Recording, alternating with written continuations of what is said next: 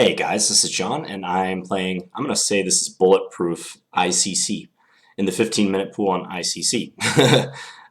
Let's go d4 in this game. I played a little bit of e4 recently, but let's bring it back to d4. I'm just going to assume this is stands for a U, so it's bulletproof. Let's see if we get a King's Indian or Grunfeld. Alright, looks like we got a Grunfeld. Now, what line do I want to play against Grunfeld? In the past, I've categorized the Grunfeld as a line similar to the Nimzo Indian in that I feel from the white side, there's no one clearly good system against it, so I prefer to just kind of interchange weapons and see what works, basically. So let me just consider what I want to do. I think I'll take on d5, and I think I might actually play g3 after he recaptures. This is a line I've just been playing around with in my head. I haven't played it over the board yet. Maybe I played it in a bullet game or something. But the idea is to, of course, put the bishop on g2 and attack d5. Now, after he plays bishop g7 and I go bishop g2, I believe the critical move for black is to play knight b6. So it's interesting that he's just voluntarily capturing. Because now the setup that I intend to play will take shape much easier.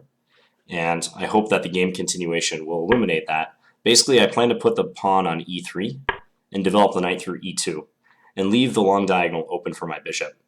So I won't be putting the pawn on e4 as often happens in the Grunfeld. I won't be playing knight f3. This knight is bound for e2. So I think that exchange on c3 is a little ill-conceived. I mean, it wasn't forced in that position. I mean, he could have delayed it by another move at least. So we'll see how he handles this resulting setup. It's uncomfortable. It can be uncomfortable just because of the pressure on b7. Just going to check who this player is and try to see some of their stats. So this player has played close to 300 standard games, and the rating is 1885 at a peak in this pool. Okay, I'll play knight e2 now as planned, just reinforcing the pawn. So I have a real solid foundation on d4. This is nice. Nice way to operate. Now, I'm thinking about flicking in rook b1 to attack the pawn on b7. That would prevent his bishop from developing easily. If rook b1, he can't play rook b8 then because if bishop takes c6, that's a nice point. Do I have anything to fear with rook b1, queen a5? Maybe. I could play rook b5 then, attacking his queen. He could take on a2. I could take on c5. Difficult to say. I do like the look of rook b1. What if rook b1, queen a5, bishop d2? He takes on a2. That's just a straight pawn sacrifice. So I would completely play this move if not for queen a5. Oh, what am I talking about with rook b5? I must be hallucinating because I thought I had that rook protected coming to b5. That's a clear sign I should castle. If I'm making hallucinations like that. Yeah, I think rook b1, queen a5 was a little unpleasant, so I'd prefer to avoid it for now. Okay, so I'll probably recapture with the c-pawn. He releases the tension, but as often happens in the Grunfeld, even though his pawn was undefended on c5, I didn't have any real aspirations to take it yet. So again, that's a move I think he could have waited to play if he wanted. Now, what would make sense for him here? A bishop move, certainly, like bishop f5. Bishop e6, maybe, although the possibility of d5 could be dangerous for him. I don't know that I can do it right away because my rook is hanging on a1. What else? If bishop e6, I might just go bishop d2 or maybe rook b1. Probably bishop d2. He could play bishop f5, which stops me from playing rook b1. Might allow e4. Okay, he's being combative in the center.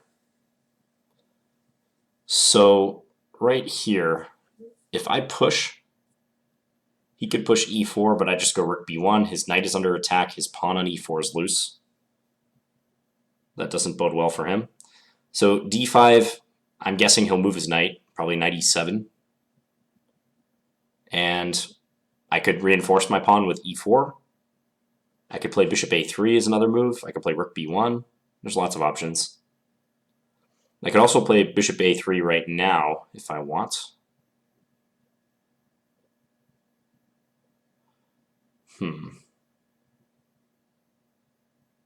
If bishop a3 right away, I think he'll play rook e8. Do I gain much from doing that? Then I probably go back to playing d5. Knight e7, d6, knight c6. Not much doing in that line. I think d5 is probably the way to handle this. So if d5, knight e7, and I just have a pleasant choice, I'm thinking maybe rook b1 in that position. It's a nice move. He'd love to transfer the knight to the d6 square, though, so maybe I should take steps to stop knight f5 to d6. So let's say d5, knight e7, e4. He could play f5, but that's loosening. Okay, let's do d5.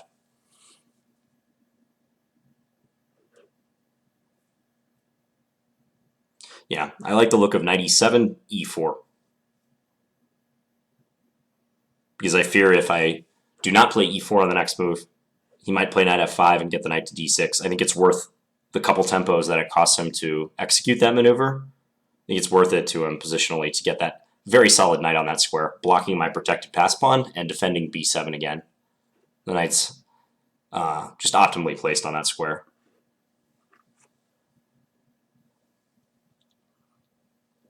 This is something I could recommend as an occasional weapon against the Grunfeld. It's not going to refute the Grunfeld by any means, but as you can see, my opponent didn't really know what to do against it. I wouldn't rate his play against this line too highly. It remains to be seen what kind of position he ends up with, but the capture on c3 on move 5 was premature, I think, and maybe even the capture on d4. I think the way to challenge this line was that knight b6 move after white were to play bishop g2. We'll take a look at that after the game. So what is he debating between right now? I mean, he could play knight a5. Knight a5 is possible. It moves the knight to the edge of the board, but as far as getting to d6, maybe that's his most realistic route to do so. Knight a5 to c4 to d6.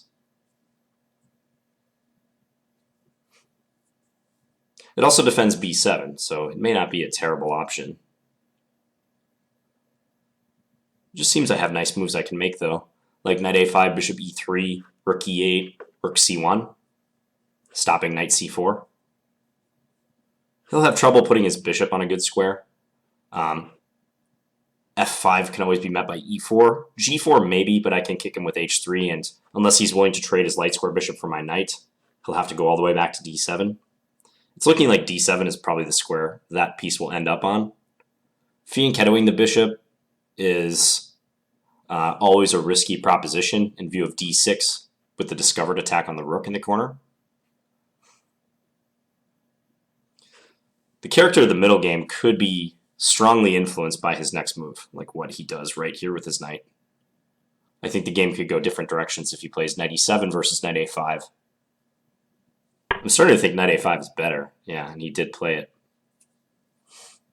Okay, so should I play bishop a3? Is this the end-all, be-all for my dark square bishop? So bishop a3, rook e8, rook c1, and let's say he goes bishop d7. Seems like a normal move. It'd be nice to play d6, but he gets to put something on d6 if I do that. Maybe I can play bishop b4 and make his knight uncomfortable on that square.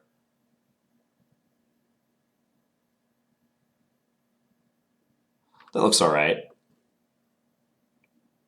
I'm developing quickly now, too. I think his next move, if I allow it, will be knight c4. So if I were to play, let's say, e4, seems okay. Everything else being equal, but it allows knight c4, let's say queen d3, knight d6. Somehow he just seems more solid when he does that. Okay, so let's go with bishop a3.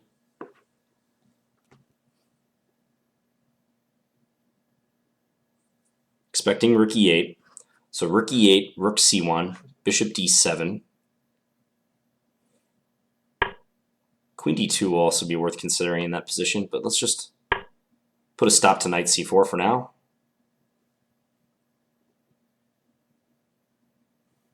So bishop d7, I'm looking at either bishop b4 or queen d2. Queen d2 hits a5 and connects the rooks. Bishop b4 puts the bishop to work and also makes a future knight c4 less dangerous. If I play queen d2 and he gets into future knight c4, it has the potential to fork my queen and my bishop. That may be relevant in a line like, let's say, bishop d7, queen d2, b5, trying to forcefully get the knight to that square. I have d6 then if I want it, but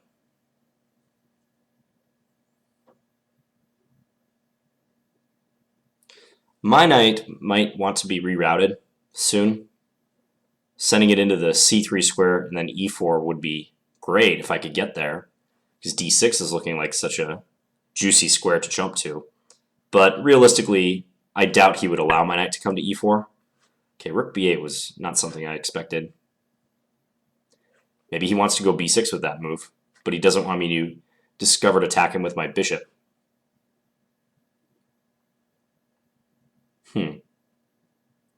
Well, now if I play bishop b4, at least if b6 then I can take, and he'd have to accept double isolated a-pawns. So that's a nice aspect of that. Also in the future, if bishop d7, maybe bishop d6 is possible, hitting the rook.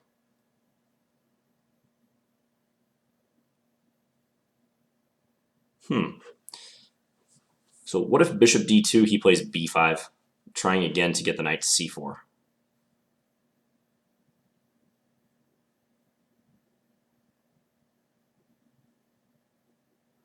Or, similarly, queen d2, b5, also possible.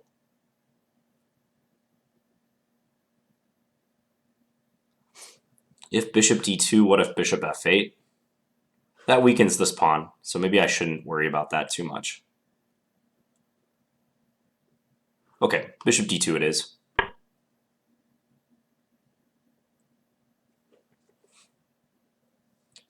More than anything, this move annoys him. It interferes with what I perceive his plan to be with b6. And I don't see anything concrete that leads to a huge edge for me at the moment, so I'm comfortable playing this move.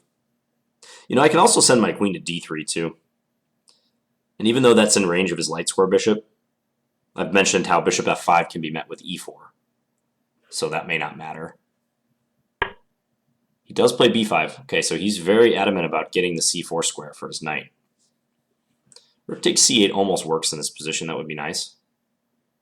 But he can respond with rook takes, and his queen remains defending here.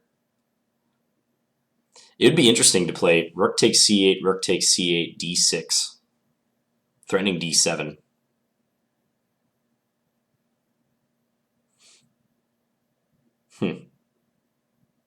Almost makes me wish I had played d6 on the previous move. But what about now? So d6, he'll play knight c4, and d7 is not a threat. He's just dying to get his knight into c4.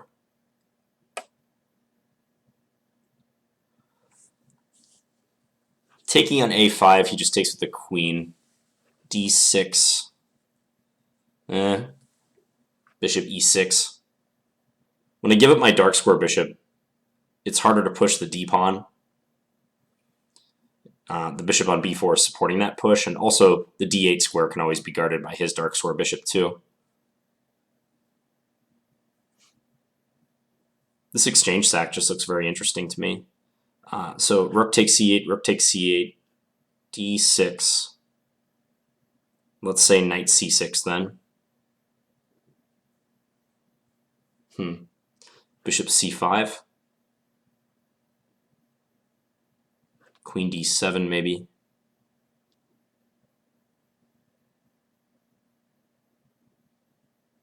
Yeah, I think knight c6 is a good counter to the plan I just mentioned. Ooh, what about rook takes c8, rook takes c8, d6, knight c6, bishop takes c6, rook takes c6, d7. Could that be something?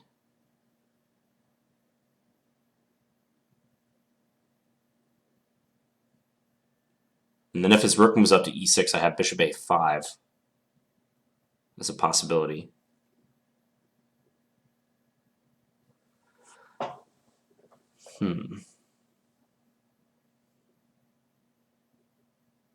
I'd love to keep the initiative right now. Knight c3 is another move that comes to mind. But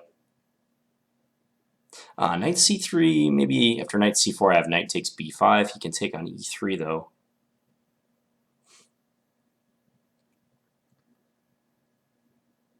I'm really curious how the game will go after the exchange sack. It's pretty forcing. So rook takes c8, rook takes c8, d6, knight c6, bishop takes c6. I hate giving up that light square bishop, but rook takes c6, d7, rook e6. Maybe I can just play something like queen d5 even in that position.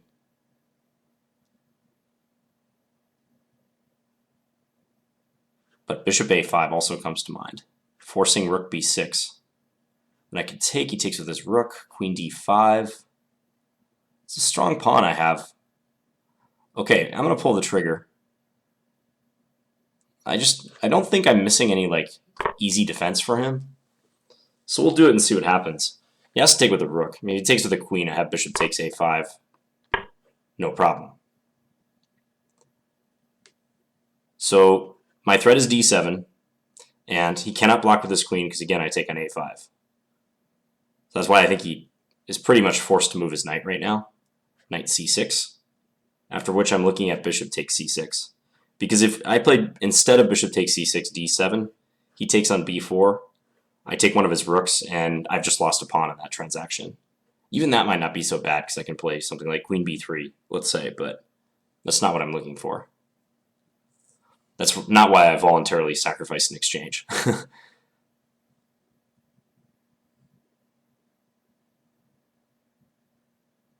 Yeah, I'm doing this in the hopes that I can win the exchange back favorably with a dangerous d-pawn.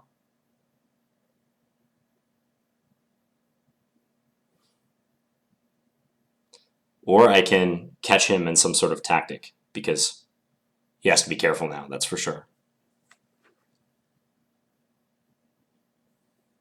Right now I'm using my time to figure out if I have anything other than bishop takes c6 after knight c6, because I think knight c6 is the only move. Bishop c5, he can just go queen d7. That's the problem with moving my bishop. He no longer has a loose knight to worry about. And d7 he takes on b4, as I said.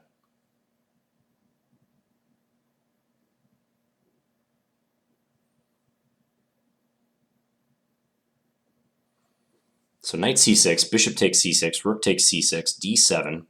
If he doesn't move his rook, I'm going to be up a piece. Rook f8 is a possibility. The nice thing is I don't have to take his rook because it's trapped right there. I could play a move like queen d5. So I'm thinking rook e6 will be played. And then, again, I don't even have to do anything, but queen d5 or bishop a5 are strong candidates. Let's say bishop a5, it's more forcing. If he takes it, I queen on d8. So rook b6 is forced. At that point, I can win back my exchange whenever I want, just by taking on b6. It's equal material, because I still have my d7 pawn. If he could give back the exchange and win the d-pawn, that's ideal for him. And that's why I don't like knight c6, d7 to begin with. All right, so let's do this. We got to play fast. It's going to be a quick game now. And I've already done the legwork in checking these lines, so I feel I'm justified in playing quickly. After rook e6, I'm thinking I might go queen d5. Because I don't think there's any harm in that. He's still very tied down. And it prepares rook d1, if necessary, to guard the pawn again. So like if queen d5, he plays, let's say, rook c7, I have rook d1. It's just a trickier move order, I think. He's kind of stuck anyways, so... Bishop a5, rook there. Yeah, it's a lot less obvious what I'm up to when I do it this way. And it's a very nice square for my queen, and I hit the b5 pawn too.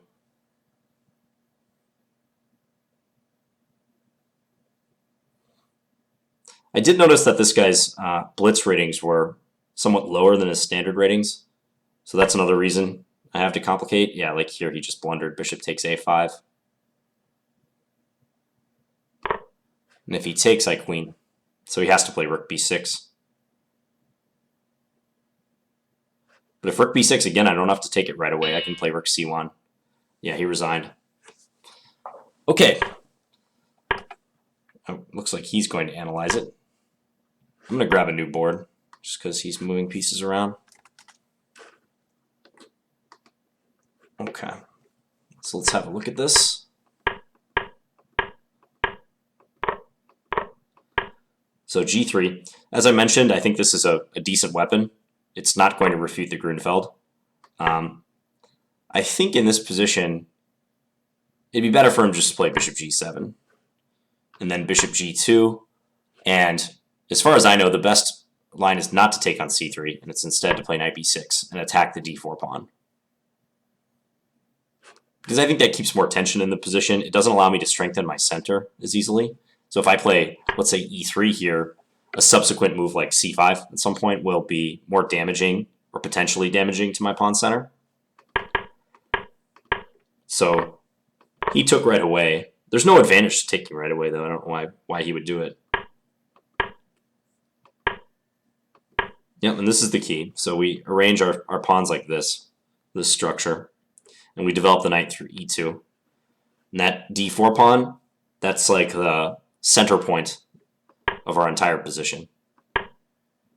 It's strongly fortified, controls key squares. Let's look at rook b1 for a second. I'm just going to see what the engine thinks about this move. I rejected it because of queen a5.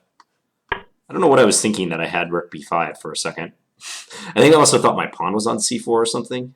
I have no clue what I was thinking with that. That is an idea sometimes to play rook b5, but clearly the rook has to be defended on that square for that to work. So I castle. The engine not showing much of an advantage for white at this point, but you know, I can work with something like that. Quarter pawn advantage or whatnot. Again, I don't think he gains much by taking so early, because I'm not willing to capture on c5 yet. It's not at the top of my candidates list. So taking, he clarifies the central position. Yeah, e5. Maybe a developing move with the bishop is better. He could even play bishop e6 if he wanted, like I said, because d5 can be met by bishop takes a1. Unfortunately, though, after a move like this, don't think he can really favorably play like bishop here, for instance. Maybe he could. The computer doesn't think it's that bad. Because it would be nice if he could trade bishops. This is clearly my strongest minor piece. So if he was able to instigate a trade, that would favor him. Bishop takes d5, queen takes, knight c3. Yeah, looks a little better for white. Queen c4. Yeah, maybe a tiny bit better. Probably should have done that. I think e5 lashing out in the center didn't do him any favors. Knight a5 seems correct, though. I think he chose the right route compared to knight e7, after which I was strongly planning on e4 to keep his knight out of f5. Bishop a3 does work to prevent knight f5 as well. So that's another possibility. So d5, knight a5, bishop a3, rook e8, rook c1, rook b8. The engine likes bishop b4. Okay. It was an annoying move. Yeah, I mean, not so much threatening bishop takes a5, but keeping his queen glued to the square and stopping a move like b6. But I get the sense now that he played rook b8 mainly to play b5. Maybe he wanted the pawn defended, and he wanted his rook off of the diagonal, so it didn't come under attack from my bishop on g2. So I get the sense he was more thinking about b5 than b6. Which, I give him credit, b5, it's an ambitious move. He's at least going for something. Knight c4. Ooh, for a second the computer liked rook takes c8. Now it seems to be saying knight c3. I thought about that move, but wasn't sure about this line. Now something like this. Take here. I guess this is slightly better for me, despite the equal material. That d-pawn is worth something. Rook takes c8, though, once I started looking at it more closely, that's hard to resist. Aha, the computer doesn't hate it outright, so if it thinks I have an advantage, as I was talking about the other day in a video, the fact that I'm down 2 points of material clear, but the computer thinks I'm actually ahead in the eval by about half pawn, that means white has basically 2.5 points of compensation for the exchange. It's a lot. No, d6. It's awkward for him. There's no doubt. Rook c4, I didn't see that as a defense. Did not look at that move. I only thought about knight c6, and apparently he also only seriously considered knight c6. And again, the main idea is that queen d7 blocking the threat of d7 just runs into this. So knight c4 would lose to d7, as I said, but rook c4.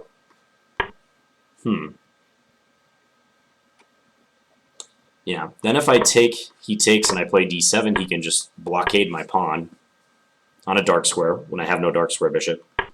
So I probably would have played the move that the engine is suggesting, queen d2. And then it says he should counter-sacrifice the exchange. I assume because of similar ideas, if this, bishop takes c6, rook takes c6, d7, yeah, this is very similar to the game. Nearly identical. Except my queen is on d2 instead of d1. Wow, so knight c6, bishop takes, rook takes, d7, rook e6. Now I played queen d5. Ah, that was less accurate. Okay. I should have played bishop a5 right away. I think I see why, but we'll explore that in a second. Yeah, that forces him to play rook b6, and now queen d5. Okay. He's fairly well tied down, even in this line. I considered it just a move order thing, so that's why I played queen d5 first, because if you have two move orders and you perceive one to be trickier than the other, trickier for your opponent that is, you should always opt for the trickier move order.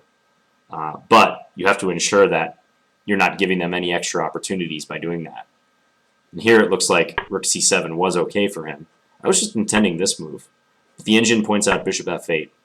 With the idea bishop a5, rook d6. I didn't see that move. Yeah. And then if my queen were to move, he could take on d7 and eliminate that vital pawn. Or I guess my rook on d1 might be hanging. So I'd have to go for this. This is kind of a funny line. This also looks pretty okay, except for the fact that he has this. Yeah, alright. Or queen takes d7. Bishop takes d8, rook takes. And we're in a rook and one pawn versus two minor piece endgame, where the engine says black is better, probably because there's a good chance he'll pick up my a pawn. My minor pieces are not coordinated. I see. Well, that would have been a tough situation to deal with, and I'm glad he didn't find rook c7. So as far as I can tell, that was like maybe my only mistake of the game. I'm sure I made like some micro errors or something, but the only noticeable mistake of the game is playing queen d5 instead of bishop a5 directly. I just stopped calculating after rook c7, rook d1. I said, oh, it's no big deal. I have bishop a5 whenever I want. I think I even saw bishop f8, but I didn't connect with rook d6. Didn't see that move. So, fortunately, it didn't cost me. He immediately played that, which is a big blunder. And yeah, if he were to continue with, let's say, rook here, I was going to play rook c1, threaten rook c8. And I'm up a pawn, and it's a great pawn to be up. It's this advanced d-pawn. So, okay, short game, only 21 moves, but hopefully that is illuminating as to this line of the Grunfeld, this G3 variation, which, you know, you can try if you like. It's kind of interesting, and I fully endorse this pawn structure if you do get into this line of the Grunfeld. The only trouble is, if black is savvy in this line, this may be helpful for the Grunfeld players out there, you don't have to take on c3 in the Grunfeld. There's a lot of lines, actually, where it's perfectly acceptable to withdraw your knight to b6. Actually, a lot of these fianchetto lines, this happens. So keep that in mind if you play the black side of this opening. All right, well, thank you guys for watching, and please leave me any feedback in the comments. I'll be back tomorrow with another 15-minute game. Bye, guys.